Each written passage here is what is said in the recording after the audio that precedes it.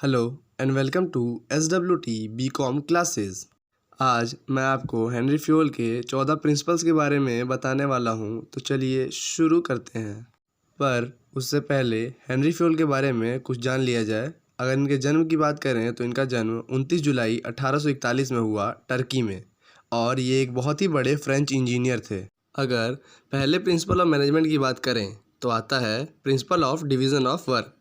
अगर इसको सिंपली समझा जाए तो इसका मतलब है कि डिवीज़न हो टोटल टास्क का, to reduce the burden and to promote specialisation among employees. मतलब एक पर्सनल एक वर्क के लिए स्पेशलिटी कर सके, इसके लिए डिवीज़न ऑफ वर्क किया जाता है।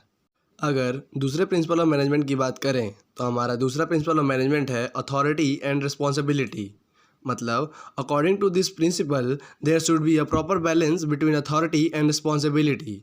मतलब कि अथॉरिटी और रिस्पॉन्सिबिलिटी में समानता होना चाहिए, बराबर की बात होनी चाहिए।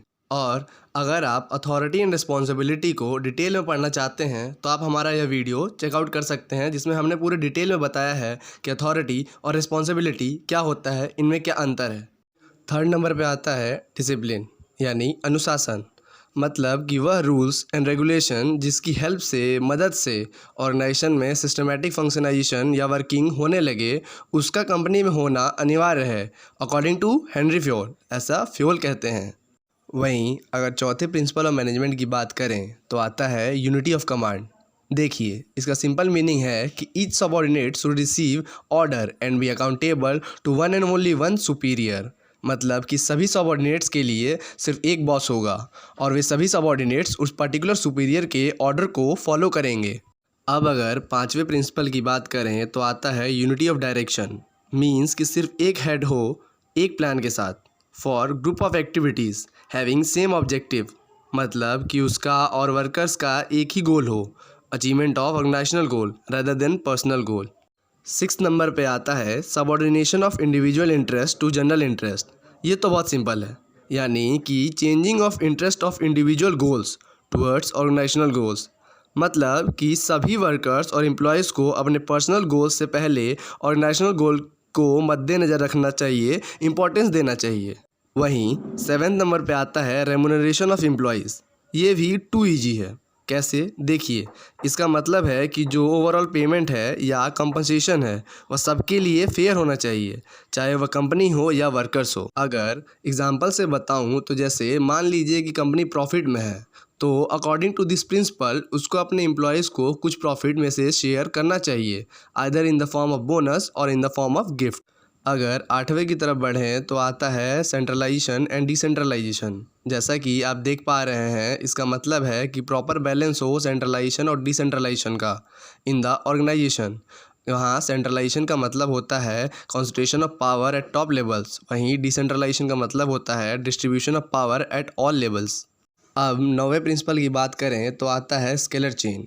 इसको बस ऐसे समझ लीजिए कि ऑर्गेनाइजेशन में ऐसा चेन ऑफ अथॉरिटी हो जो टॉप टू बॉटम फ्लो करे, जो सभी वर्कर्स या मैनेजर्स माने, that is termed as scalar chain. फिर 10वें नंबर पे आता है ऑर्डर यानी आदेश देना या हुक्म करना।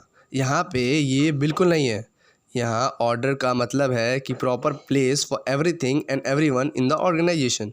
अगर 11वें की बात करें तो आता है इक्विटी। मतलब कि ऑर्गेनाइजेशन में एम्प्लॉयज़ के बीच समानता होनी चाहिए, कोई भी भेदभाव on the basis of caste, religion, sex, nationality and beliefs नहीं होना चाहिए। वहीं 12वां आता है स्टेबिलिटी ऑफ पर्सनल। इसका मतलब है कि जब कंपनी न्यू एम्प्लॉयज़ या वर्कर्स को रिक्रूट करती है तो यह कंपनी को समझना चाहिए कि बार बार चेंजेस ना करे ऑफ दोज वर्कर्स, उनको टाइम दे वर्क समझने के लिए। This is what stability of personal is. फिर आता है इनिशिएटिव। यहाँ अगर सभी प्रिंसिपल की बात करें तो सबसे इजी वाला है इनिशिएटिव। कैसे? देखो, सिंपल मीनिंग है कि ऑर्गेनाइजेशन में एम्प्लॉयज़ को एनकरेज करना चाहिए और अपॉर्चुनिटी देनी चाहिए कि वे इनिशिएटिव लें in making and executing of plans. अब आता है आखिरी वाला प्रिंसिपल यानी एस्पिरिट डी क्रॉप। ये थोड़ा लेस इंपॉर्टेंट है एग्ज़ाम पॉइंट ऑफ व्यू से, लेकिन फिर भी आपको जानना चाहिए, ज़बरदस्ती ही सही। देखिए, इसका मतलब है कि ऑर्गेनाइजेशन को एम्प्लॉयज़ में टीम स्पिरिट की फीलिंग कैसे भी करके लानी होती है। अगर आपको हमारा यह वीडियो अच्छा लगा हो, हेल्पफुल लगा हो, तो लाइक करें, सब्सक्राइब करें और शेयर करना ना भूलें।